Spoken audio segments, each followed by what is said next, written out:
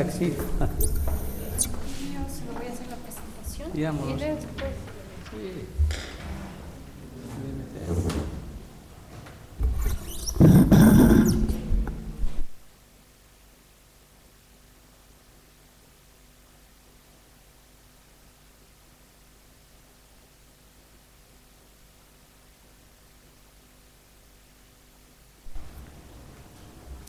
Muy buenas noches, sean bienvenidos, bienvenidas al Centro Cuarto Intermedio.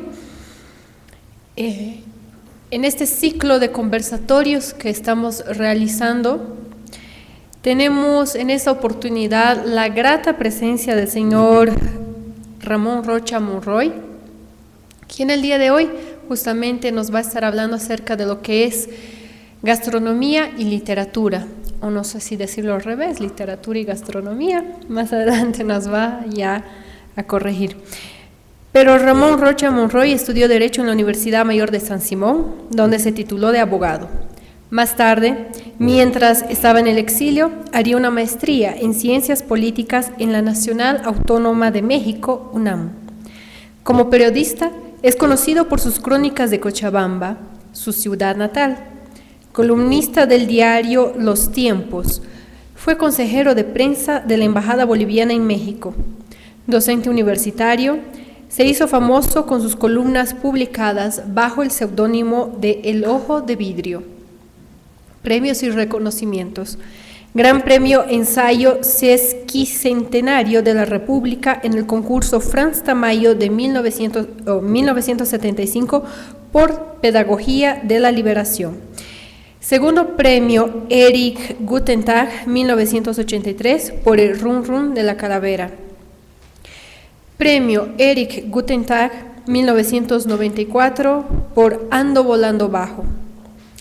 Premio Nacional de Novela 2002 por Potosí 1600.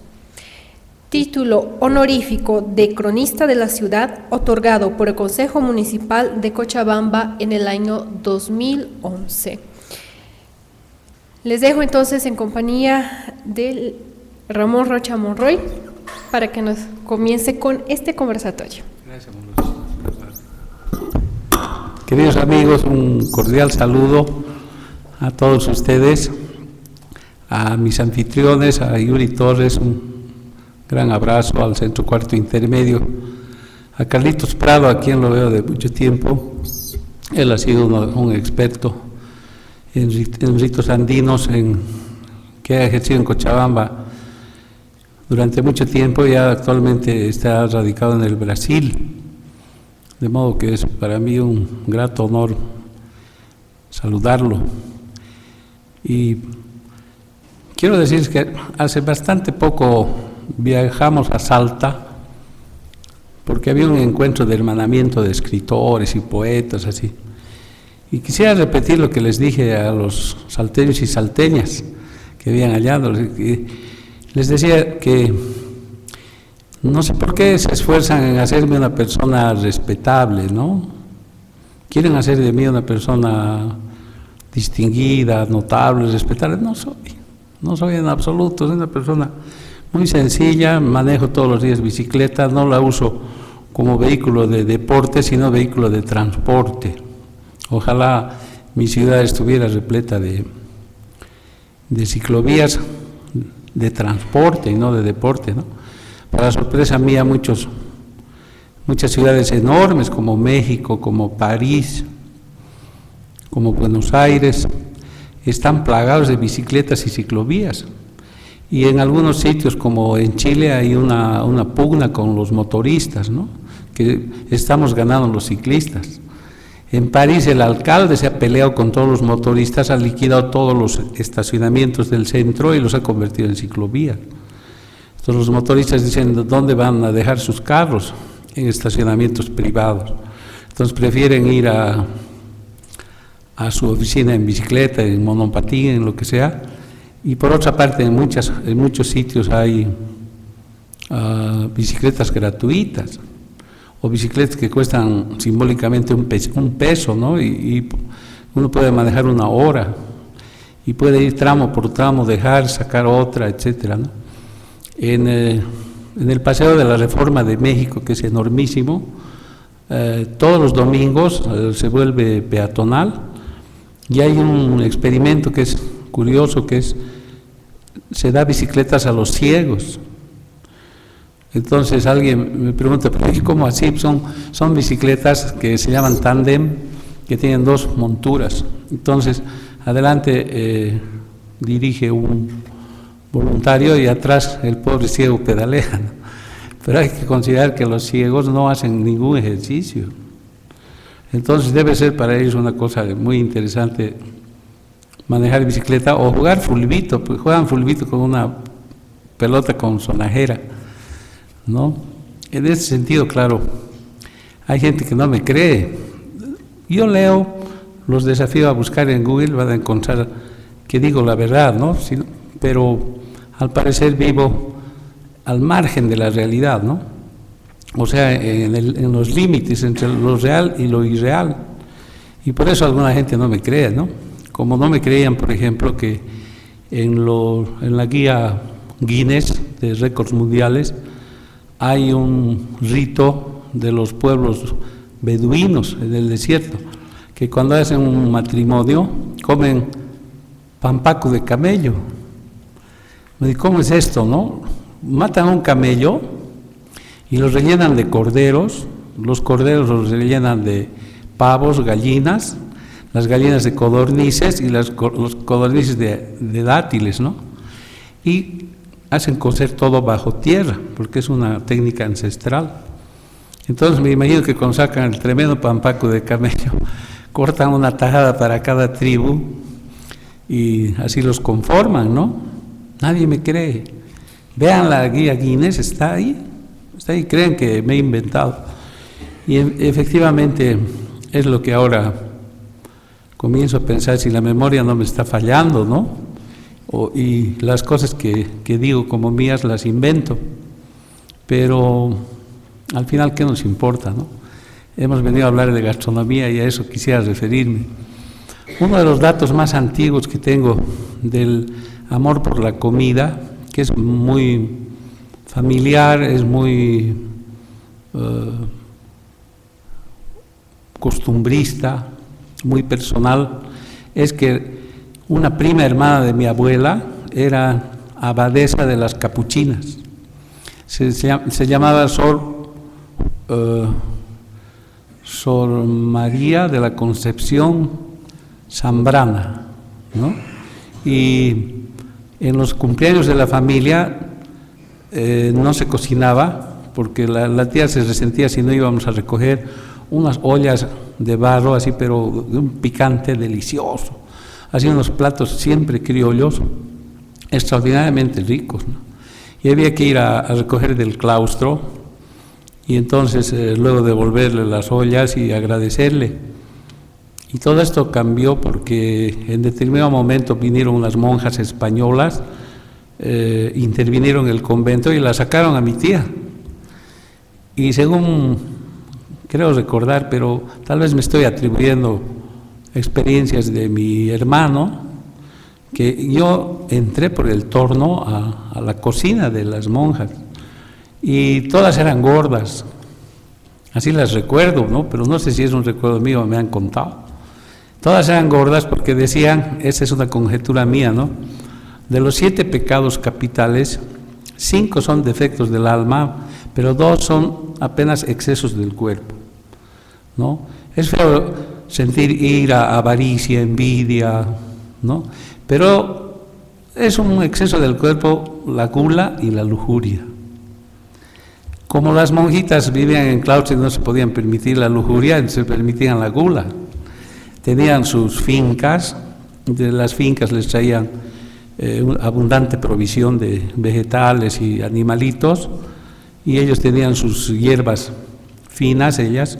Entonces se dedicaban a cocinar y a comer, por eso eran gordas, ¿no? Hasta que vinieron las españolas, y la última imagen que tengo de mi tía es que le pasábamos una bolsa de caramelos por un cucharón gigante entre 2 rejas, y aparecieron 2 monjas españolas como taparancos y le arrebataron los dulces, ¿no? Entonces nos quedó ese recuerdo delicado no solamente de los tremendos picantes, sino del dulce de limón, eran unos limones enteros, o del refresco de monjita, que nosotros le llamábamos pis de monja, y era una tostada, ¿no? Una tostada deliciosa que la tía monjita mandaba. Entonces, allá es donde yo creo que comenzó a cimentarse esta afición que tenía yo por la cocina, ¿no? Yo nací y perdonen que hable solamente de mi experiencia, porque por las cosas que voy a explicar no leo mucho a esos autores que abundan en recetas de cocina, y como Pérez Reverte y como otros novelistas españoles que siempre tienen un detective que al mismo tiempo es un as de la cocina, ¿no? En realidad mi experiencia es más comunitaria, porque yo nací en Caracota, que es el corazón de la cancha, y me crié en la Villa Montenegro, o sea que soy caracoteño y villano. Y en la villa el vecino más conocido era el Yacuugia.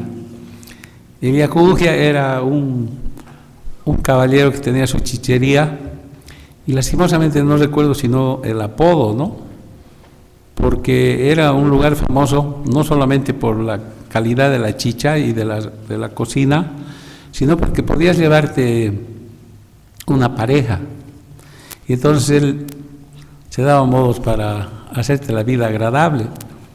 Y no es hablar mal de él, ¿no? Yo en algún momento me compré un disco 45 de él que se me ha perdido, y ha sido un recuerdo maravilloso escuchar unas cuecas en piano, ¿no? Interpretadas por él. A su hijo lo conocí cuando era subteniente y ahora es comandante de tránsito en este momento, ¿no? Y él no sabe por qué yo lo quiero. No lo quiero por policía, ¿no? Porque yo más bien soy del otro lado, sino por hijo del Yacuugia, ¿no? Porque él está ligado a mis recuerdos, y traté de justamente de escribir un poco sobre él en mi primera novela, que se publicó en el 77, que se llama Allá Lejos. En Allá Lejos, un gordo y una gorda van del Yacuugia justamente al patio trasero, donde él les tiende una mantita y ellos se desocupan, ¿no? Se ocupan y se desocupan. Era un homenaje temprano al Yacuugia. En realidad, otra de las cosas que me llaman poderosamente la atención en la cocina tradicional es que los platos están repletos de signos, son rituales. O sea, no se puede comparar un plato de picante surtido, de jaconta, o ¿cómo se llama? Un aptapi, que es una colección de tubérculos del altiplano, con una hamburguesa. ¿Qué te dice una hamburguesa? Si son producidas en serie, no te dice nada. O sea, no es un conjunto de signos, es algo que dice nada, ¿no? Como las alitas de pollo. Ahora, las alitas picantes de pollo te sirven bastante baratas. ¿Qué te dicen? No te dicen nada. En cambio, en la vieja tradición, por ejemplo, matar una gallina era festejar un cumpleaños, ¿no? No había granjas avícolas, entonces habían gallinas que eran más duras, más sabrosas, pero se invitaba por lo general a los compadres, a las comadres, en fin, y guay de que vos a tu comadre o a tu compadre le sirvas una alita, porque era un desprecio. La alita es desprecio, ¿no? Entonces la comadre se levantaba y se iba, de rabia, ¿no? Entonces había que servir de pechuga, piernita, chaupipierna, alguna cosa así.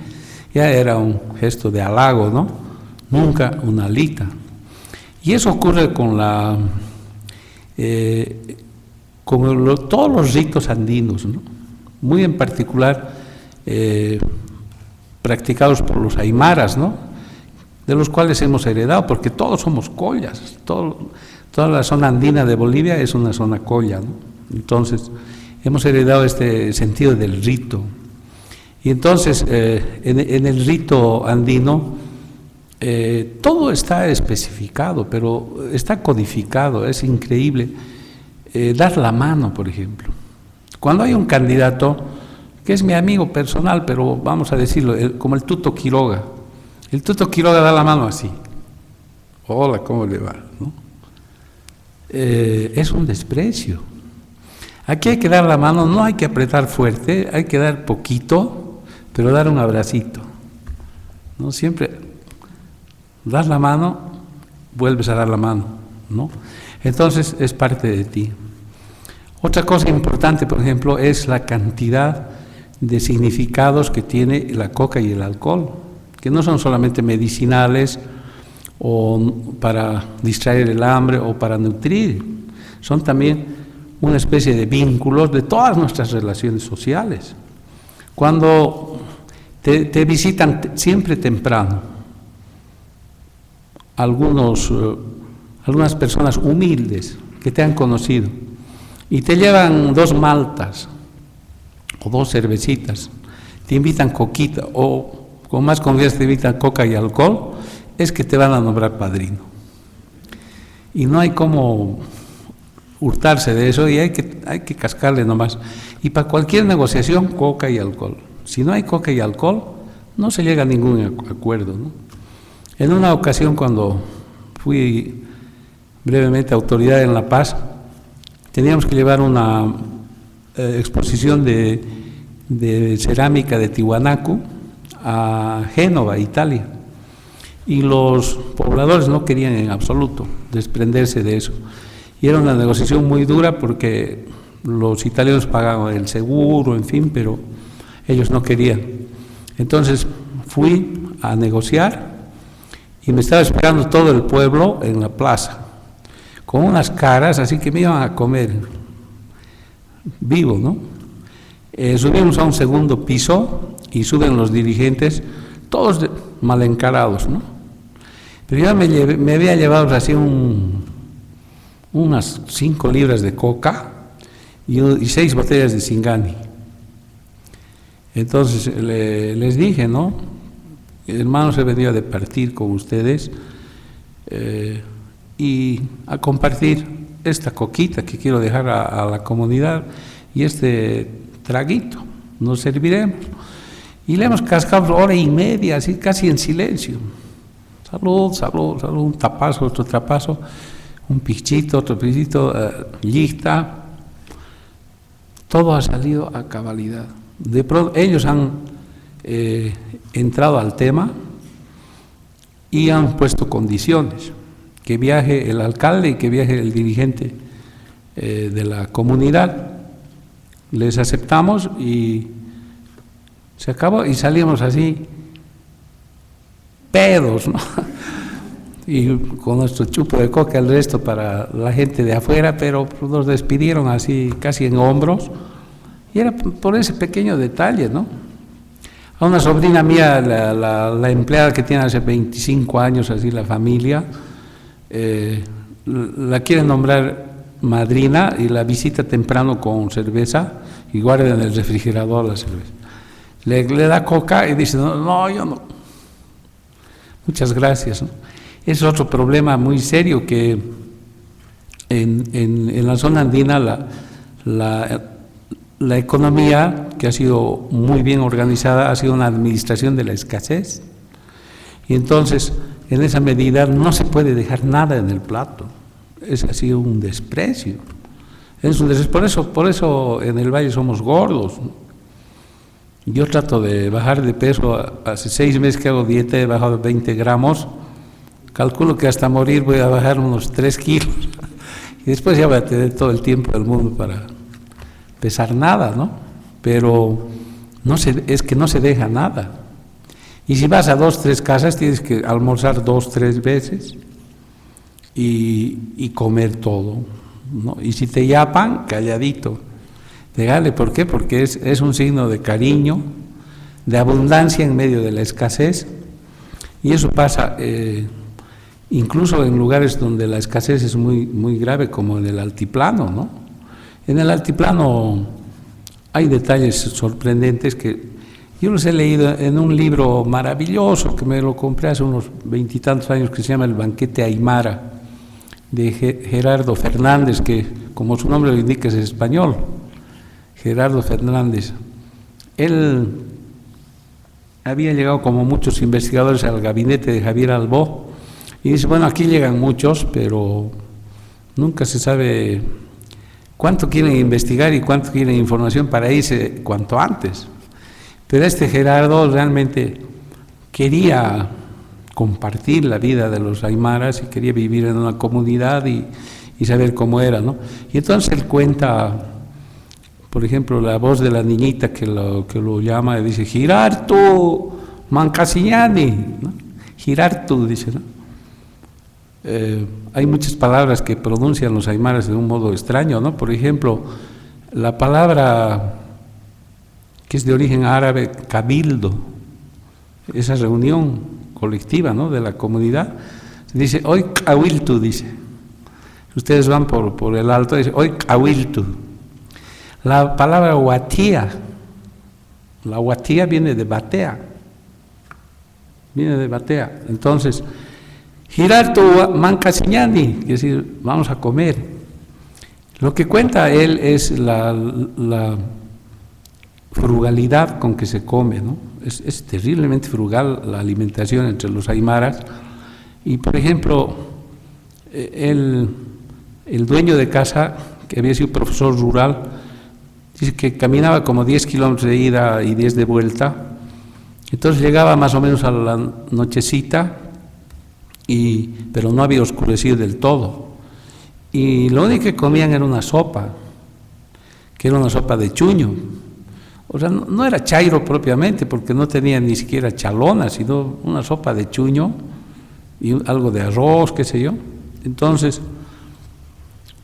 helada, ¿no? Porque hace un frío muy fuerte en esa zona.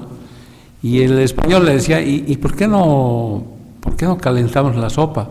¿Estás loco? Dije, aquí en la comunidad se van a dar cuenta que hemos prendido fuego y mañana nos van a llamar la atención. Hay que comer así nomás. Entonces, el caldo helado tenían que tomar porque se consume leña al mediodía, hasta el mediodía, toda la mañana, y nada más. No puedes volver a encender fuego porque estás desperdiciando un recurso tan escaso como es la leña, ¿no? Entonces, claro, pegarle un caldo frío, helado, debe ser una experiencia sorprendente, ¿no? Que afortunadamente para nosotros los bayunos nunca nos ha llegado, no hemos padecido de eso, ¿no? Pero eso me ha sorprendido mucho sobre todo por el respeto a la comunidad, Muchas de las reflexiones que hago son posteriores a haber cometido literatura, ¿no? Por ejemplo esta, ¿no? Que hay dos construcciones naturales que son la comunidad y el Estado, o digamos la autoridad o la administración de lo público, para no ofender a algún amigo anarquista que esté por acá, ¿no? La administración de lo público. Esos son naturales, ¿no? Porque ya antes de la especie humana, los animales viven en hordas, ¿no? Viven en manadas, viven en comunidad, y en cada comunidad hay un macho alfa, que es el que los sostiene, los conduce, ¿no? El que los defiende también. Es el caso de los leones, por ejemplo, que siempre tienen su macho alfa, que está cuidando a las hembras y también a los machos cachorros, ¿no? Entonces, todos vivimos en comunidad, los seres humanos mucho más, o sea, nunca hemos podido vivir de otra forma, nadie puede vivir completamente solo. Esta promoción natural de uno de nosotros a conductor, o sea, a macho alfa, diríamos, entre los animales, es quizá un embrión de la administración de lo público, ¿no? O sea que también la administración de lo público es algo natural. Y también la invención del mercado, que es una invención de la comunidad y de la administración de lo público. Es necesario intercambiar cosas para complementar, ¿no? Para solidarizarnos con otros, es decir, para tener lo que no tenemos, ¿no? Si cultivamos maíz y necesitamos chuño, podemos intercambiar. O sea que el mercado es también un producto natural de la comunidad y de lo público. Pero el individuo es la invención más abstracta y más inexistente que solo podía habernos llegado de Europa Occidental. Es en Europa Occidental donde se constituye el hombre, el individuo. ¿Y el individuo se constituye para qué? Para apoderarse, para explotar a la comunidad, explotar al Estado y explotar al mercado, ¿no? La ideología más importante del individualismo es el liberalismo. Y el liberalismo en su expresión clásica dice que cada ser humano debe actuar como individuo y proteger sus intereses particulares, actuar con egoísmo, porque para eso está el mercado, para regular de acuerdo a la ley de la oferta y la demanda los precios, y el Estado no tiene por qué meterse. Claro, muy lindo, muy interesante, parece un mecanismo muy ingenioso, ¿no? Pero veamos el mercado de trabajo. ¿Qué tipo de igualdad hay? La igualdad del ciudadano, del individuo ante la ley es una gran mamada, porque en realidad somos terriblemente desiguales, ¿no? Porque la igualdad o la desigualdad vienen de la cantidad de dinero con que contamos, ¿no?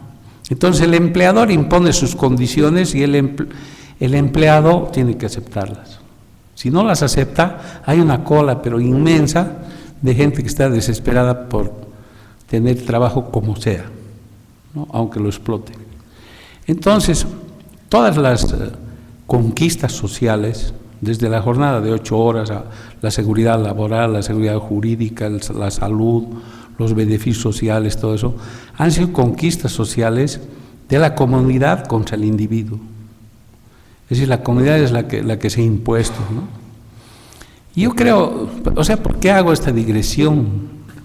Porque creo que probablemente por eso hay dos corrientes grandes en la cocina tradicional y la cocina de autor. La cocina tradicional es la cocina de la comunidad.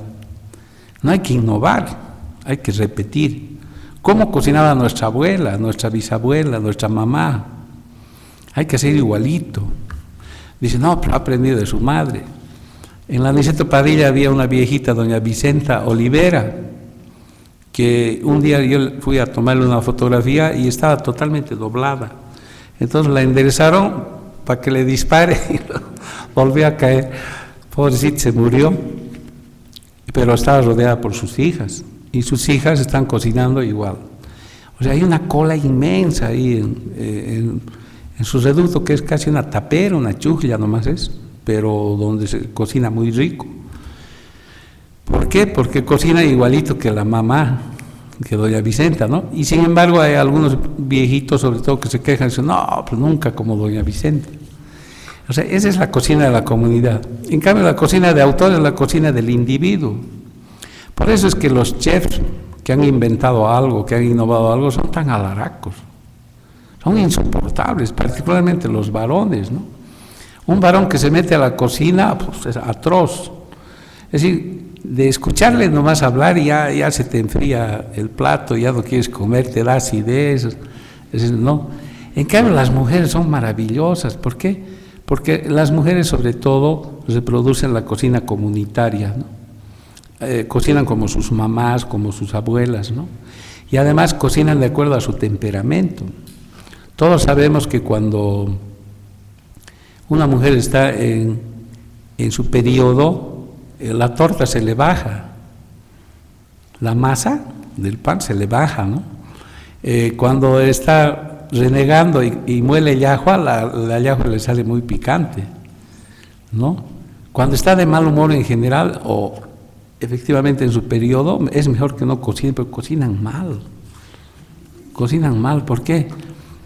Porque hay una ligación muy grande entre las hierbas, el agua, los ríos, los lagos, la luna, ¿no? Fíjense que la luna regula la menstruación, la luna es llamada en muchas lenguas europeas la madre de todas las hierbas.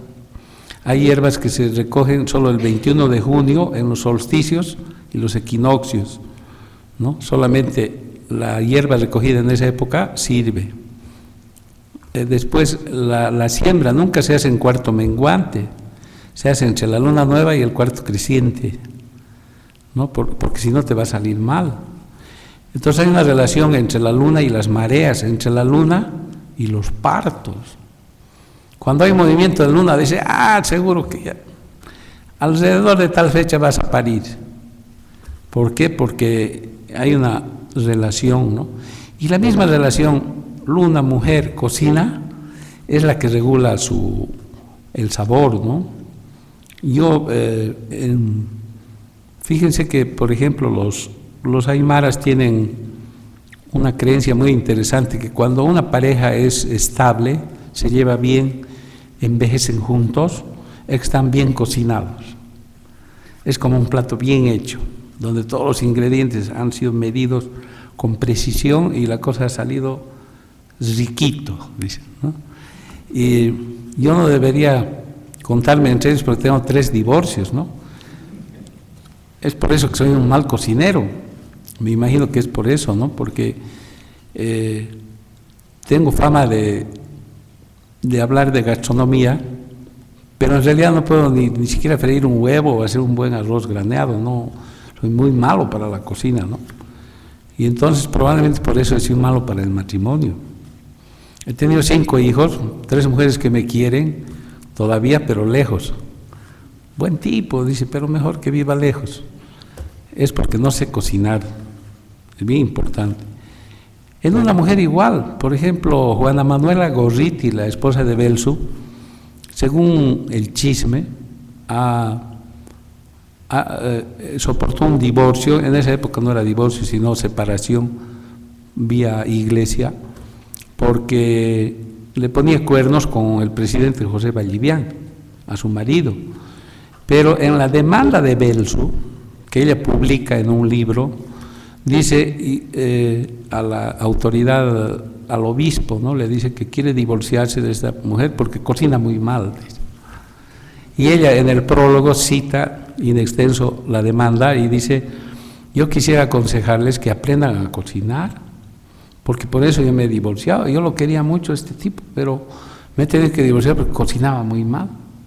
Y entonces a fuerza de eso he aprendido y ha dejado entre varias cosas un libro hermoso que se llama Cocina Ecléctica, porque recibía recetas de toda la América y las reunió en un libro que se llama Cocina Ecléctica, ¿no? Y en el prólogo dice eso, yo me divorcié porque no sabía cocinar. Probablemente Vallivian la ojeaba porque era argentina y a las extranjeras siempre les echamos el ojo, pero en rigor Belsu se había calentado, por lo menos justificó el divorcio porque no sabía cocinar, ¿no? Entonces, este tema de la cantidad de signos que hay en un plato tradicional me ha hecho derivar pues a la crónica gastronómica, ¿no? A la crónica gastronómica. Y si remonto y veo todas las cosas que he escrito en periodismo y en libros, siempre hay descripciones de comidas tradicionales comunitarias, ¿no? Nunca hay cocina de autor, o no hay una receta exquisita. Yo detesto a los que tienen recetas exquisitas, ¿no? Le echas así un poquito de tomillo, un escrúpulo, como decían los griegos, ¿no? Un escrúpulo de pimienta y te va a salir bien. Qué abominables, cara. Felizmente no hay franceses. Yo detesto a los franceses porque se creen dueños del buen gusto, en todo, no solamente en la cocina, en la vestimenta, en los zapatos, en la música, en todo, ¿no? Probablemente no es así. Cada pueblo tiene su gusto, ¿no? Pero ellos tienen ese prurito del buen gusto. Y el tema del gusto es un tema muy serio, es tan serio como el de la clase y el de la etnia, como diferenciadores sociales, ¿no? Hemos tenido aquí en Bolivia muchos líderes de izquierda, algunos que han muerto trágicamente, pero que han entregado su vida al movimiento popular. Pero ¿y cómo iban en cuestión de gusto?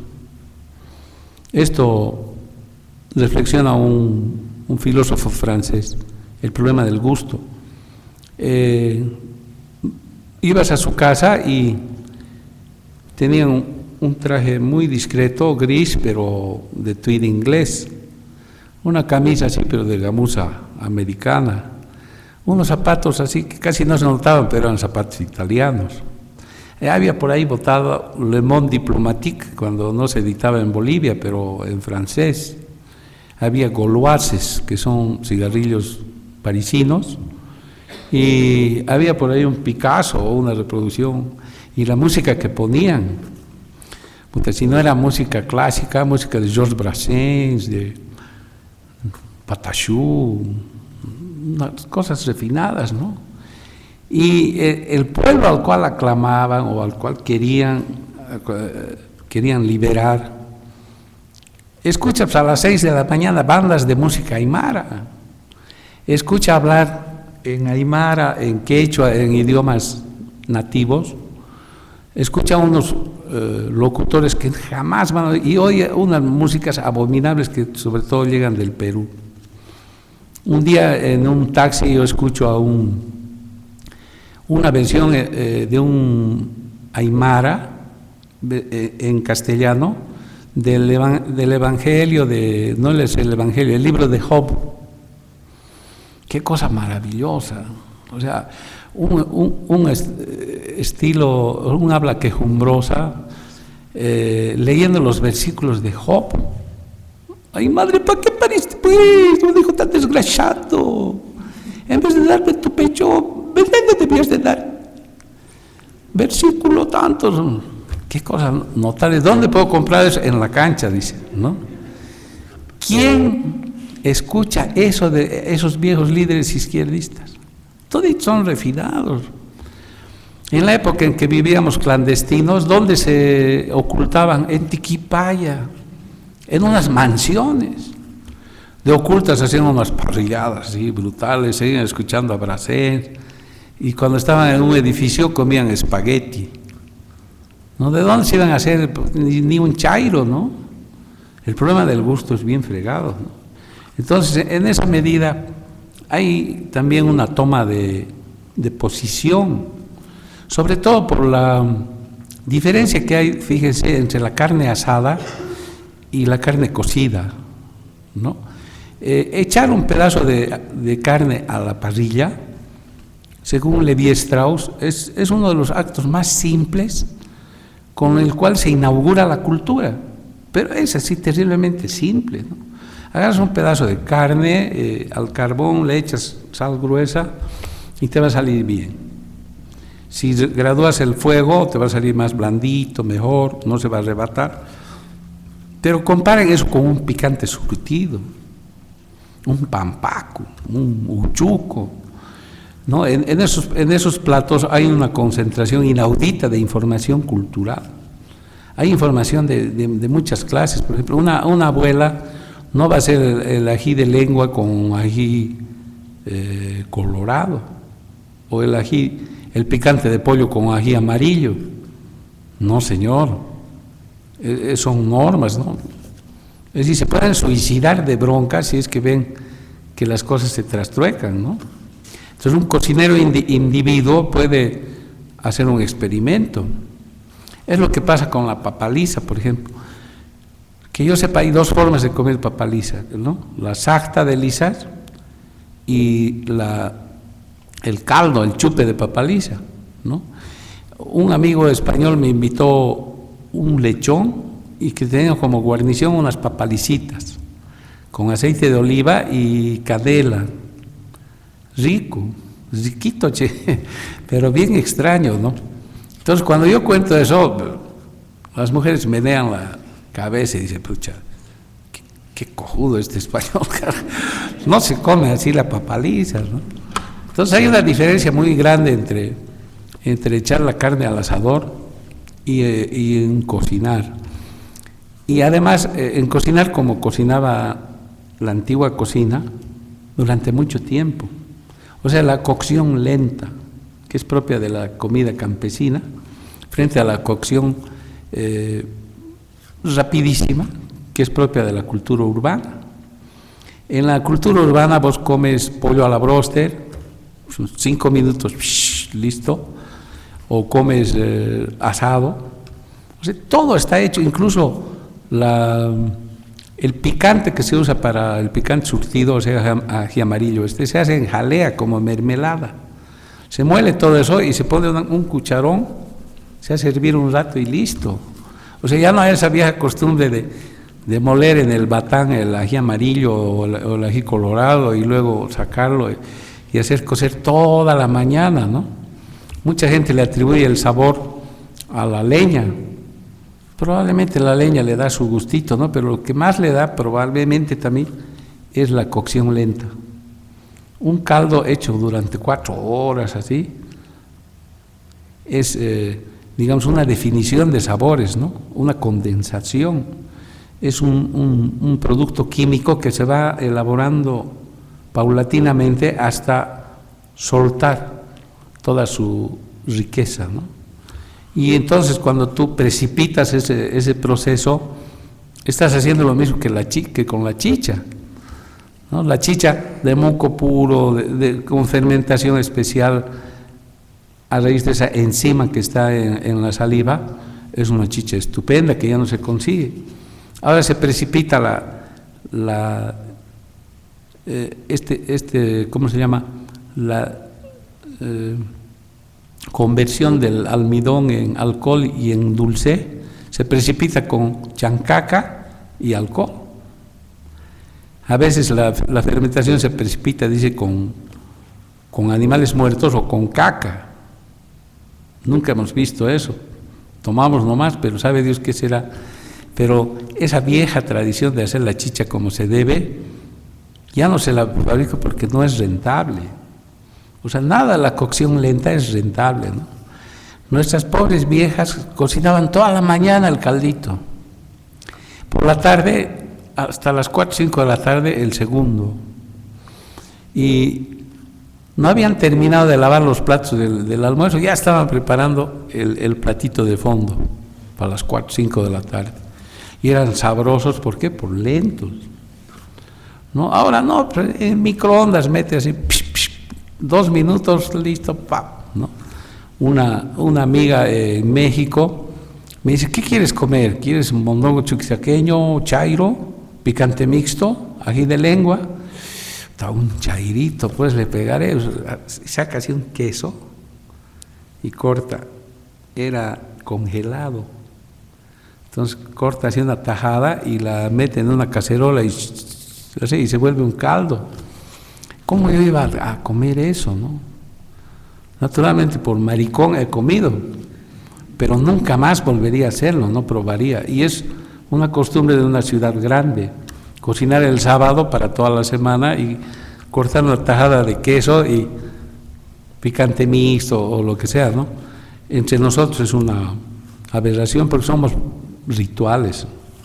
Es por eso, por ejemplo, que la salteña solo se come hasta las 12 del día. 12:05 alguien está comiendo salteña, es camba. Claro, ¿cómo? Y en cambio en Saltar se come todo el día y toda la noche, ¿no? Pero las salteñas merecen un comentario aparte, pero son pésimas, ¿no? En comparación con las nuestras, que deberían llamarse bolivianas, ¿no? Entonces, fíjense que otra de las cuestiones rituales bien importantes es el tiempo que se le concede a la comida. Hay un tiempo para comer, que no hay que confundirlo con el tiempo del trabajo, ¿no? No hay nada más ajeno a nuestras culturas que comer en cartón frente a la computadora y en la oficina.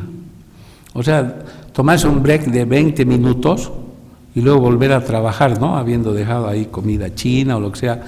Yo alguna vez he probado en Estados Unidos una sopa con bombilla, ¿no? Servida en un vaso de plástico y con bombilla. Qué cosa más asquerosa. He preferido comer un queque, ¿no? Una cosa así, igual insípido, pero no, pues hay un tiempo para todo, ¿no? Y en esa medida, así como tenemos una herencia originaria, también tenemos una herencia colonial que es muy importante, es sumamente importante, ¿no? Porque ellos nos han abundado de productos, nosotros hemos contribuido con los nuestros, pero sobre todo con uno que es Su Majestad el ají.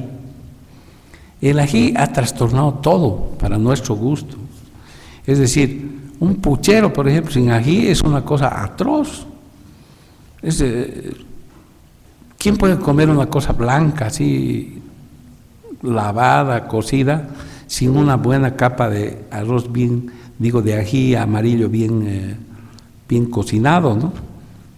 No se puede porque el ají ha trastornado todo, el picante ha trastornado todo. Y en esa medida deberíamos sentirnos orgullosos porque hay 3 antropólogos americanos que dicen que la madre de todos los ajíes, de los chiles, de todas las cosas picantes es la ulupica.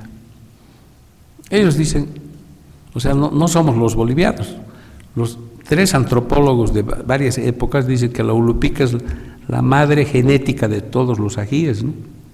Del mismo modo, una cosa que dice, y es sorprendente, unos antropólogos americanos, que el tabaco es originario de Mairana. De Mairana se ha extendido hasta incluso el Caribe. Ahora nos vienen los puros, los habanos, en fin. Pero ellos dicen, no nosotros, que incluso las hojas de tabaco son originarias de Mairana.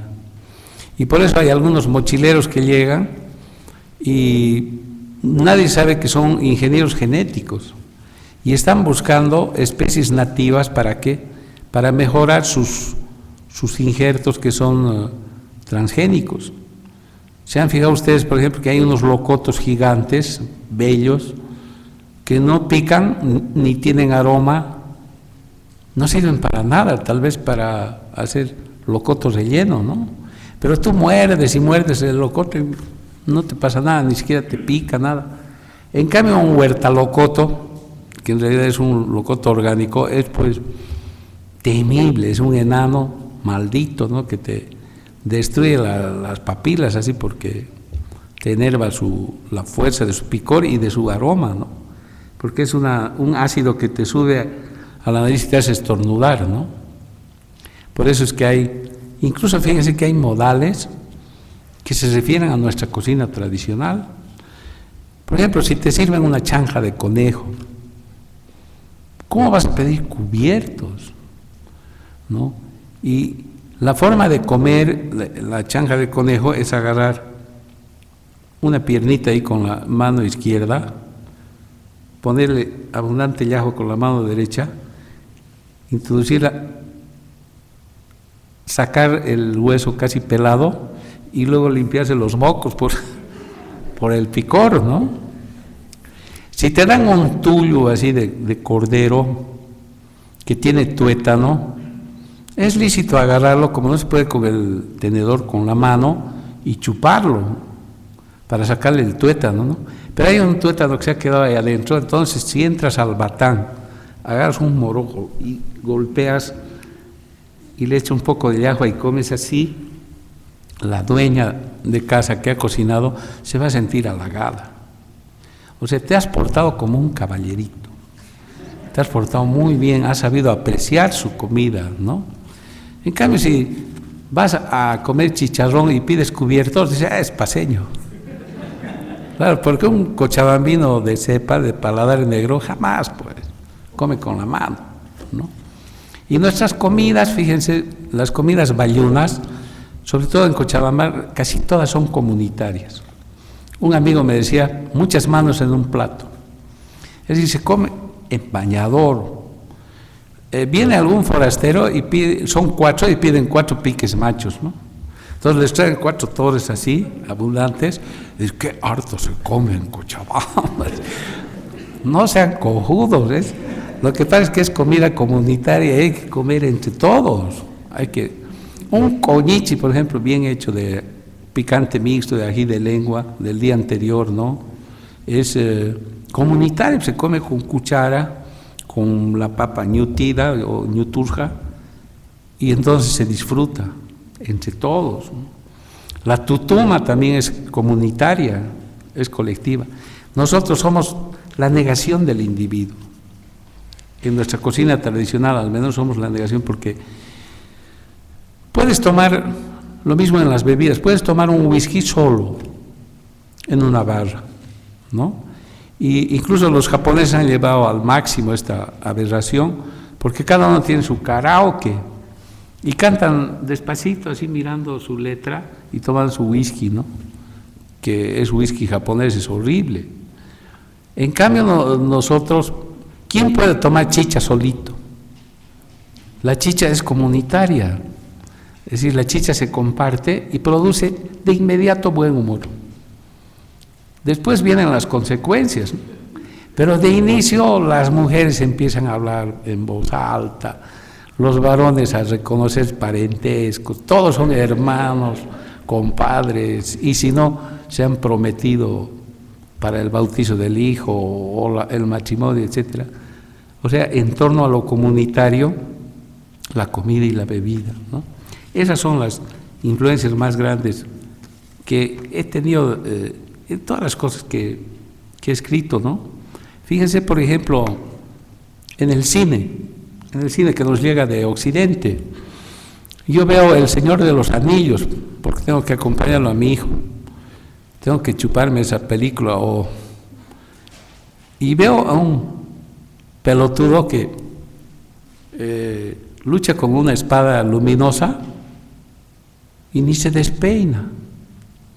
Y como no se despeina y siempre está bien afeitadito, bien maquillado, yo digo, ¿y qué rato come? ¿Y qué rato descome? O sea, ¿cómo es esa ceremonia? No van a encontrar ustedes en ninguna película.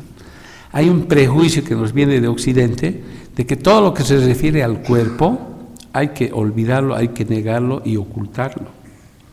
O sea, todo lo que se refiere al cuerpo es así, no es parte de nuestra biografía. Lean las memorias. ¿Qué memorias de quién dice, por ejemplo, una descripción física del personaje? O sea, yo medía 1,70, he tenido una constipación muy fuerte cuando era niño y de eso me ha venido una alergia. ¿Quién? O sea, todos hablan así de los productos espirituales, ¿no? Mentales, intelectuales, y nadie habla de las cosas materiales, entonces mucho menos van a hablar de comer o de descomer. Cuando estas ceremonias nos ocupan el 80% de nuestro tiempo, o sea, el 80% estamos sentados en la mesa o estamos sentados en el baño. Sí, en el baño, por ejemplo, una de mis pasiones que no puedo hacer hasta ahora es tener un inodoro pupitre, ¿no? Es decir, una cosa que se descuelga así y me permita leer y subrayar, pero sin hacerlo en la pierna, porque en la pierna el libro se me cae como bandoneón y no puedo leer a gusto, ¿no? Es decir, si pudiera tendría ahí un frigobar, una cocineta, varios inodoros para mis amigos y amigas, una tertulia constante, pero no, pues es un sitio de lectura porque estás solo, no hay música, estás en silencio. Entonces es en mi caso el sitio donde más leo, ¿no? Yo tengo ahí mi pequeña biblioteca, los libros que debo leer por obligación o por placer. Entonces a veces me pasa el tiempo, me tocan la puerta y tengo que salir señalando el libro, ¿no? Pero fíjense en esas películas, estos son seres, son cuerpos gloriosos, como decía mi abuela, que era muy piadosa, ¿no? Cuerpos gloriosos, o sea, no comen ni descomen, no hacen pis, no transpiran, no huelen, ¿no? En cambio, entre los originarios, la presencia del cuerpo no ocasiona vergüenza y es parte de la cultura, es parte de la vida cotidiana, ¿no? Por ejemplo, es curioso que en las mesas que hacen los yatiris, una cosa es la mesa campesina y otra es la mesa urbana. La mesa urbana es una simplificación de la mesa campesina, que es mucho más compleja, ¿no? Porque en la mesa campesina se honra a las achachilas con un cuarto del plato o de la mesa. Las achachilas, la pachamama, las sagras, los enemigos, las chulpas, los medio cambiantes, y la gloria, los amanerados, dice, los exquisitos, los cholos, ¿no?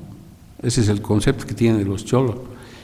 Y más curioso es el concepto que tienen de los blancos. Dice, los blancos son igualitos que los chanchos. ¿Por qué? Porque son voraces, no respetan el bien ajeno, se entran a la chacra que les da la gana, comen todo lo que ven y son hediondos. Por eso les decimos huirajocha. ¿A quién decimos huirajocha? A los chanchos, dice, ¿no? Y nosotros sabemos que más bien nos saludan así, o sea, antes las empresas decían buen día huirajocha, y no saben que se están haciendo la burla, o sea, ancestralmente se están haciendo la burla, dicen buen día chancho, y por eso es que los maleficios que hacen para los blancos hacen con grasa de cerdo y trigo, para los originarios con grasa de llama y maíz. Es la diferencia entre el trigo y el maíz. Aquí hay una cuestión, por ejemplo, a la que honestamente no puedo acomodarme en la letra, ¿no? Es el tema de las laguas. Yo soy un devorador de laguas, ¿no? Me encantan, y mi amigo Ricardo Pérez Alcalá sabe hacer 40 variedades y desayunaba cada día el agua, hasta que le ha dado una gastritis fulminante y ahora está medio mal. Pero fíjense que toda nuestra economía, que giraba alrededor de la minería y de Potosí, necesitaba pues alimentación de los valles, sobre todo de este valle que era fecundo en maíz desde la época prehispánica, pero también de trigo, porque el trigo cundió muy bien acá. Y llevaban a Potosí el trigo para los españoles, el maíz para los indígenas, ¿no? O sea, para hacer laguas. La lagua es un plato de mitayo, es un plato de esclavo. O sea que cuando yo voy a la Ñaupamanca Micuna, me soslayo, o sea, o si no me soslayo, me solazo, como una lagüita, otra, una yuspichi, una ancaquipa, un chaje, en fin, pero mi sentido crítico me dice que mientras los mitayos comían esas laguas, los otros estaban comiendo pan blanco, cerdo, carne, manjares. ¿Se dan cuenta? En muchos dietarios, por ejemplo, nos dicen que la carne hace daño y que hay que ser vegetarianos, ¿no? Pero los japoneses, por ejemplo, desde que consumen carne, han subido 10 centímetros promedio su estatura. O sea que nosotros que nos jodamos, ¿no? Siendo vegetarianos, que comamos hierbas nomás, o mejor papa, arroz y fideo, y ellos que coman los mejores trozos de carne. Cuando un cruceño que no tiene complejos va a comer asado, dice medio o 500 gramos de bife chorizo, Yo me asombro porque ¿cómo podría comer yo medio kilo de bife chorizo? Mi religión no me permite, mis costumbres. Aquí la carne es, pues, es un aderezo, es un pedacito de la comida, ¿no? Van ustedes a comer lo que quieran y hay 8 papas, arroz, fideo, chuñuputi. Por eso es que en los rodicios nosotros somos los mejores clientes, ¿no? Porque comemos puras guarniciones y a la hora de la carne ya estamos llenos. Un camba le mete medio kilo con un poquito de pan y algo de ensalada después. Pero si yo como medio kilo, pues tengo una semana de gastritis. No comemos carne, no comemos, ¿no? Y es porque nos hemos acostumbrado a ese régimen alimenticio que dicen que es más sano el grano, ¿no? Por eso que nuestros abuelos eran unos tipos fuertes, los bayunos son unos tipos altos, enormes, consistentes, ¿no? ¿Por qué? Porque han comido pura agua, puro grano, ¿no? Si ustedes revisan todas las cuestiones que hay entre las cosas que he escrito, siempre está la cocina tradicional. Y una última influencia que también viene de la cocina y quisiera transmitirles para terminar este pequeño diálogo, es la influencia de Charles Fourier. Fíjense que este Charles Fourier ha sido un precursor del socialismo de Marx, pero quizá ha sido el más humano de todos y el menos estudiado y el menos elogiado. Él era cuñado de Brillat-Savarin, ¿no? Y que era uno de los más grandes chefs de Francia, y sin embargo Fourier se moría de hambre, soñando sus falasterios, soñando sus grandes utopías. Por eso es que es un integrante del socialismo utópico, pero se moría de hambre literalmente, ¿no? Y él decía una cosa que el socialismo real jamás la ha hecho y ninguna sociedad la hace, y es que hay 2 elementos que deberían ser las más altas funciones de la administración de lo público: el amor y la alimentación. O sea, para empezar, nadie debe estar chulla, nadie, o sea, todos deberíamos tener pareja. Yo quisiera saber quién está agarrando a mi pareja, porque no la tengo, ¿no? Pero el problema se complica cuando pasamos a otro tipo de preferencias sexuales, ¿no? Digamos que somos gays, y entonces que un gay tenga pareja y es un poquito más difícil, porque hay gente que no ha salido del placar y entonces tiene que negociar, etcétera, ¿no? Y si tienen unos gustos raros, unos gustos extraños, y la cosa es peor. Él cita, por ejemplo, dice Fourier, ¿no? Entre los gustos más extraños, me acuerdo el de una prostituta francesa que amaba a sus rascatalones. Era un anciano que le pagaba generosamente para que se durmiera, ¿no? Y mientras estaba dormida le destapaba los talones y le rascaba. Y dice, pucha, qué amor había en la mirada de esa mujer cuando se acordaba de sus ancianos rascatalones. Entonces hay que unirlos. Bueno, eso es en lo que se refiere al amor, pero en lo que se refiere a la alimentación es más interesante. La alimentación es algo tan importante que no se puede dejar a merced del capricho de cada persona o del tamaño de su bolsillo, dice Charles Fourier. Entonces, él decía que la administración de lo público, el Estado, el gobierno, lo que fuera, deberían preocuparse de que nadie coma por su cuenta, que todos coman bien, y que haya nutricionistas que nos den comida gratuita en comedores populares, así, grandes. Y esto debería estar a cargo del Estado, ¿no? Yo en este proceso de cambio, por ejemplo, alguna vez les he dicho que deberían hacer unos comedores populares y entregarlos en cooperativa a los estudiantes de Infocal, por ejemplo, para que hagan las cosas deliciosas que saben hacer y que al ingreso de estos comedores populares que tendría que hacer el gobierno, haya un nutricionista y en las pizarras haya la cantidad de calorías de cada alimento. Entonces, si tú eres gordito, el nutricionista te va a decir, ¿por qué no se va a esta ala? ¿No? Yo creo que es mejor que usted se vaya. Si tú eres demasiado flaco, vayas a esta otra. O que te aconseje dónde vas a ir, dónde vas a comer. Eso decía Fourier. Y esta costumbre de hacer unas mesas gigantes y donde coma toda la comunidad, había sido una fantasía muy recurrente en toda la Edad Media, ¿no? Que era una época de hambre. La gente quería comer y mejor si gratis, ¿no? O sea, en la boda del rey, del señor, las sobras del gran banquete se daba pues al populacho.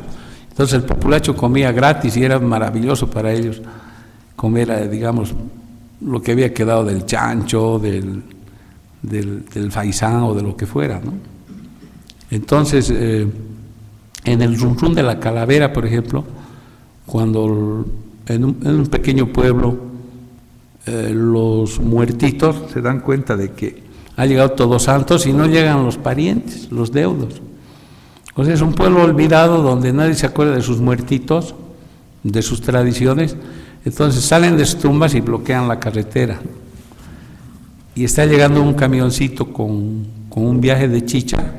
Entonces lo intervienen, bajan la chicha y se pegan un trancazo. Entonces luego ya no quieren irse, porque hay chicha. Y negocian y dicen, bueno, queremos un velorio colectivo en la plaza del pueblo y bien servido. Entonces hay una mesa gigante donde hay todos los manjares tradicionales que come toda la gente que se va, los deudos y los muertos.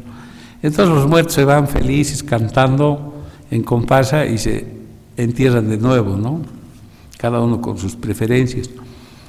Eso es un producto de la cocina tradicional, pero también de Charles Fourier, que nunca hay que olvidar por la enorme influencia que ha tenido, o que no tiene más bien, ¿no? Un tipo bastante confuso. Gente como Octavio Paz ha comentado, en los términos que yo repito, la obra de Charles Fourier. Hay un libro en el siglo XXI que se llama Por un nuevo mundo amoroso, que es medio ilegible, es la obra de un loco, pero un loco genial, un loco que pudo haber dicho eso, es un tipo importante. Les agradezco mucho y si tienen alguna pregunta les voy a agradecer, pero no todos al mismo tiempo. Gracias.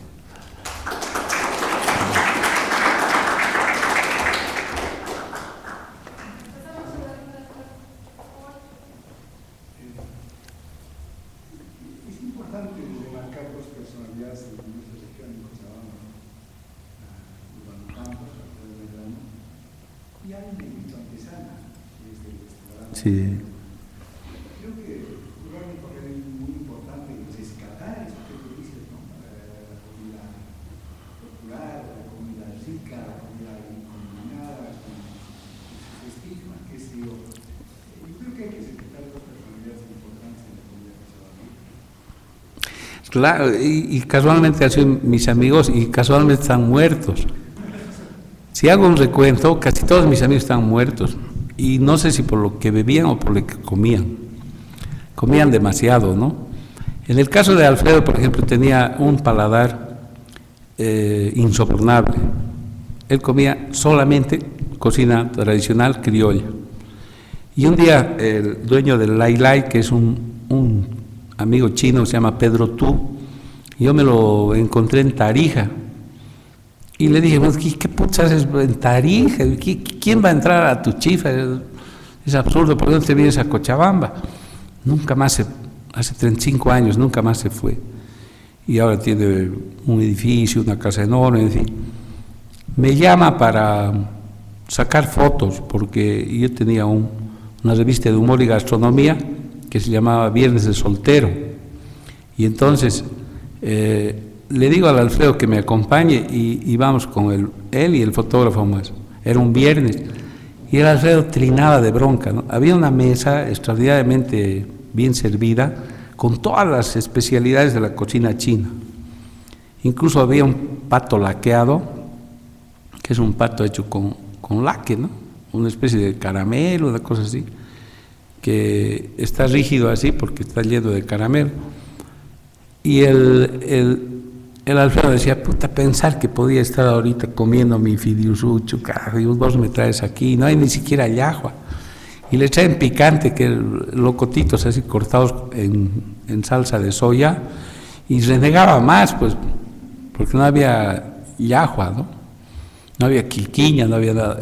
De modo que la pasó muy mal, ¿no? Y después tuve que llevarlo a un lugar más hospitalario, digamos, para él. Y lo mismo pasaba con el gordo.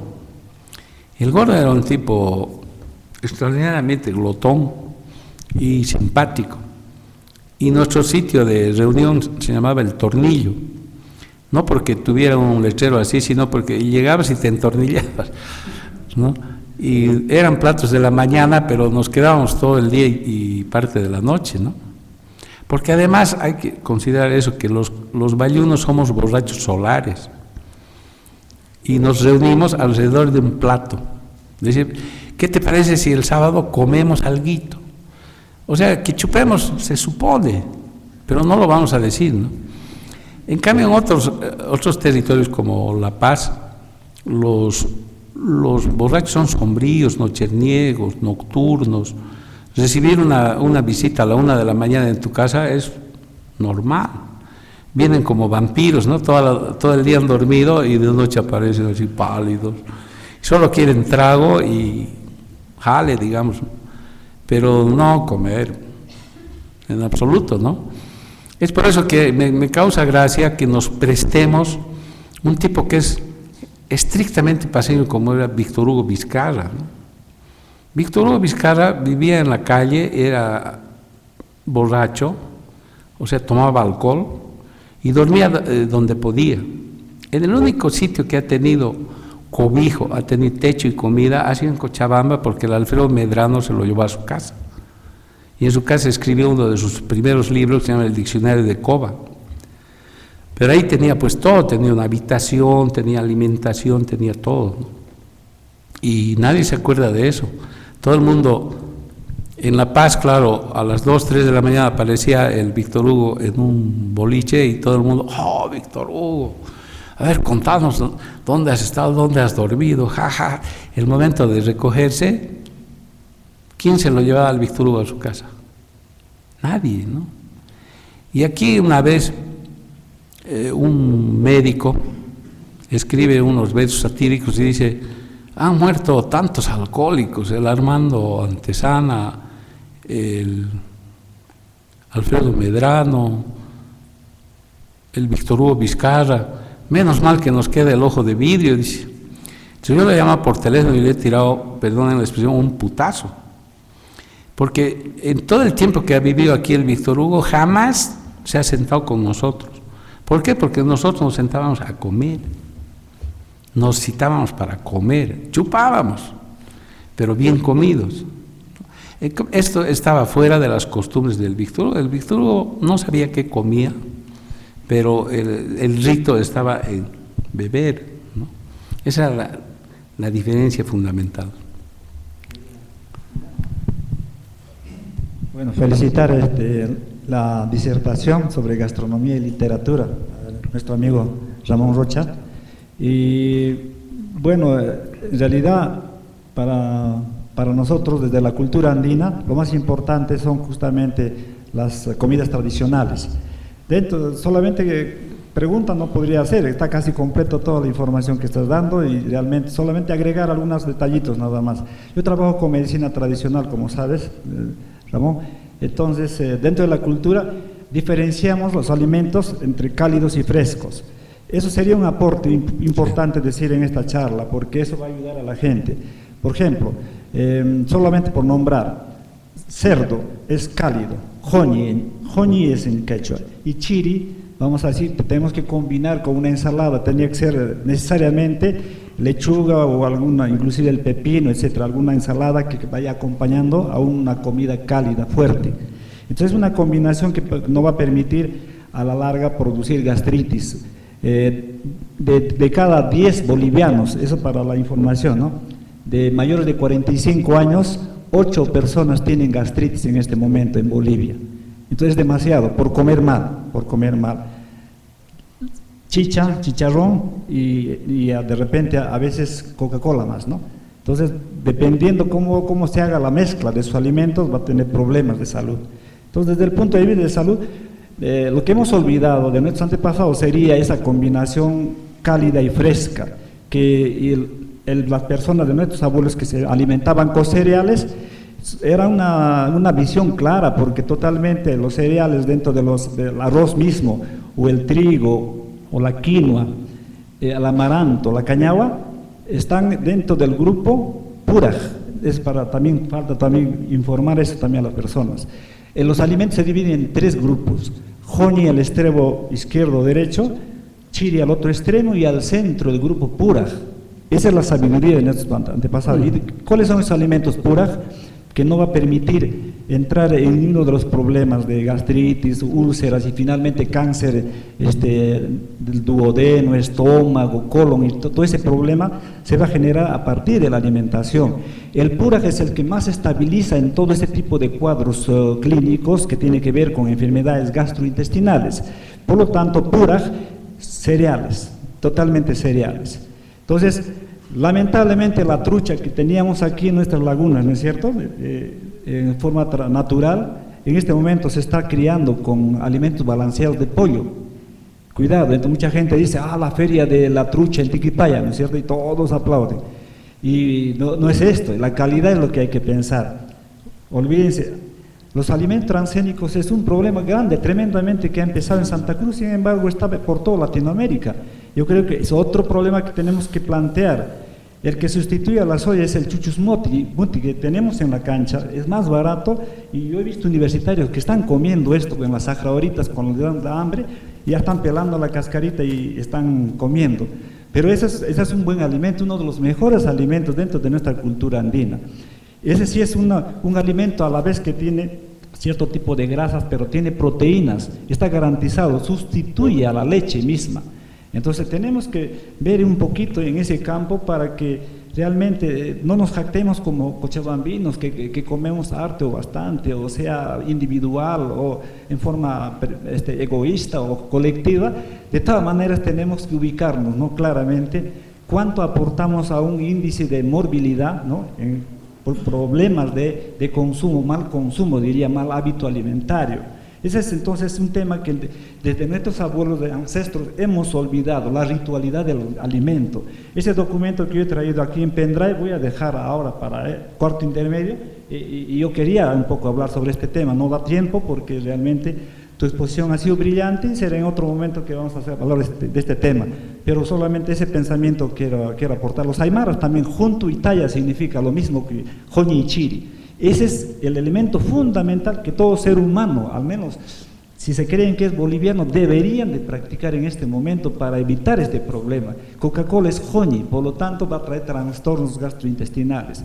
Y menos joñi, o sea, un poco más fresco, sería inclusive, vamos a decir, la papaya salvieti, o si no, por decir, ¿no?, o la otra, no sé, el 7-Up, que es un poco más transparente.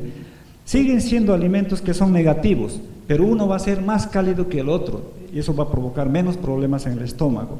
Y es la combinación. Muchas veces después del almuerzo comeremos fruta, mala alimentación. Entonces, yo creo que todos esos detalles, yo creo que vamos a tener que hablar un poquito, ¿no?, desde el punto de vista de nuestra tradición, que decían nuestros antepasados, y la realidad actual que tenemos, cuánto porcentaje de enfermedades, mortalidad tenemos, y ese es por desconocimiento. Entonces es un tremendo problema. Con una final reflexión, el Ministerio de Salud en nuestro país, el Ministerio de Agricultura en nuestro país, deberían de pronunciarse de una manera directa y clara y tajante sobre el consumo de los alimentos en Bolivia, como está haciendo Argentina. Varios países latinoamericanos están peleando en este momento, ¿no?, por el uso de los alimentos transgénicos, sobre todo la soya está totalmente en la lista.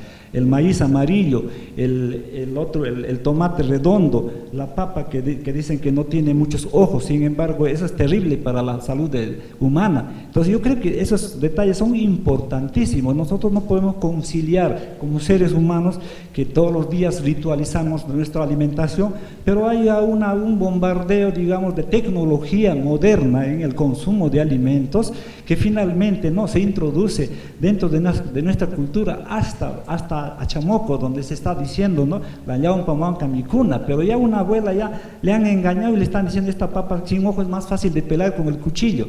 Entonces yo creo que hay que explicar un poquito de esos detalles, que es importante, y escribir. Yo creo que estoy viendo que Cuarto Intermedio pueden publicar estos temas, entonces vamos a tener que escribir en este tema. Yo le agradezco bastante la charla, Ramón. Felicitaciones.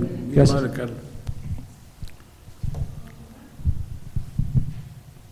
Sí, adelante. Yo quiero saber en qué lugar de la Caracota nació.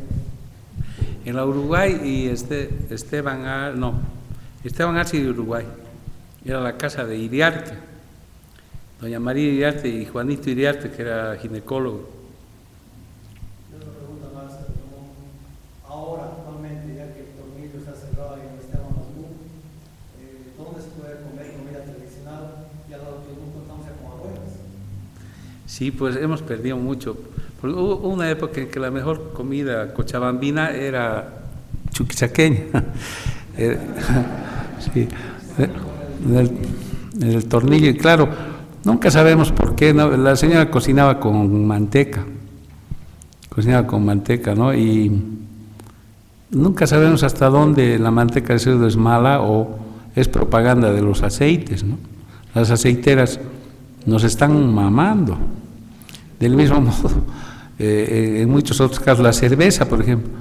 La cerveza ha ingresado a Cochabamba con la Colón y con algunas otras, pero en una lucha frontal contra la chicha. Y eso en los consejos municipales hay varios estudiosos que se han fijado como había chicherías hasta en la plaza 14 de septiembre y han tenido que ir raleando. ¿Qué?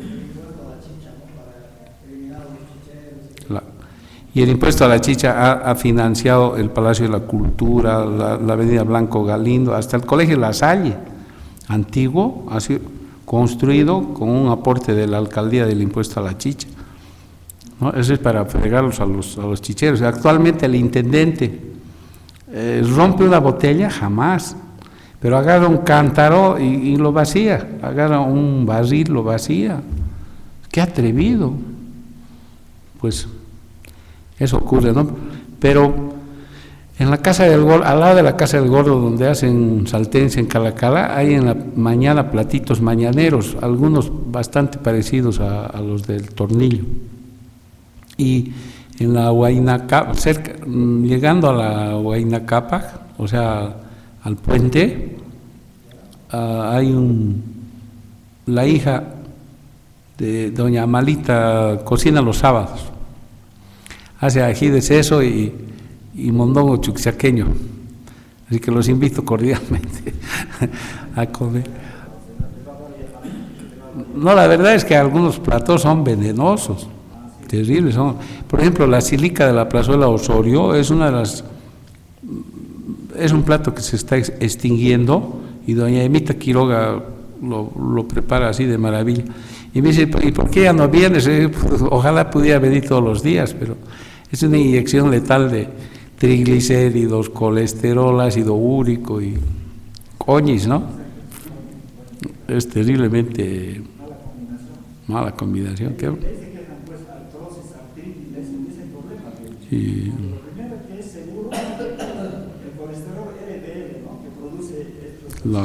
El malo, sí.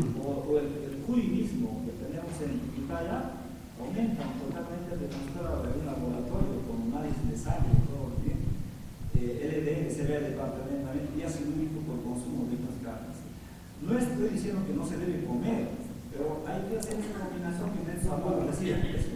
Sí. Una pregunta más, Ramón. Claro. He estado hace poco en el campo. Se escucha, gracias. Por el lado del Bisque, y para mi sorpresa, gente de la Caipán también invitado a la comunidad.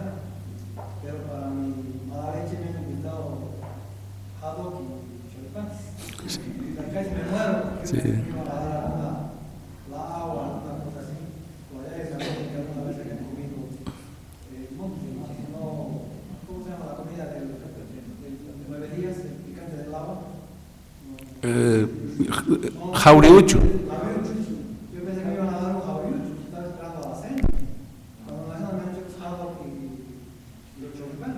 Gente de los Huacatán, Y Y ahí he dicho, carajo, no solamente la ciudad habíamos estado invadidos por esas cosas de hamburguesas y esas cosas. es verdad, una vez que fui a Pocona, nos dieron pollo de granja. Y antes de que sirvan el almuerzo, yo veía unas gallinitas ahí que... Pues, ¿cuál de esas gallinas matarán? Pollo de granja nos han dado, qué horror, caray. Y lo mismo en Arani, uno piensa, pues, Arani, qué belleza. Pollo a la bróster, ¿verdad? Se come bastante mal en el campo.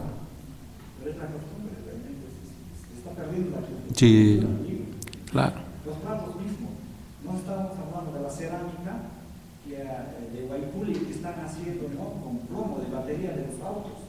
Ah, Ese es un estudio que ha hecho la Universidad de San Simón. O sea, que no sirve para tomar chicha, tampoco para poner los escabeches de pollo. Porque disuelve el plomo y entonces va a haber problemas de intestinal directamente. Entonces, ahí un poco, ¿en qué estamos comiendo? sí, los cooperativistas mineros pasan ese control de los aeropuertos y suena todas las alarmas. Porque tienen antimonio, plomo, plata. Bueno, les agradezco mucho y los invito a comer al sabari. Un aplauso, por favor, para hacerles una invitación. El 23 de mayo vamos a tener también un conversatorio con el señor Gonzalo Lema sobre literatura y política. Quedan todos invitados en el mismo lugar a las 7 de la noche. Y bueno, para finalizar esto, como tanto hemos hablado de comida, en la parte de atrás les invitamos a servirse también, de parte del Centro Cuarto Intermedio. Gracias por haber venido.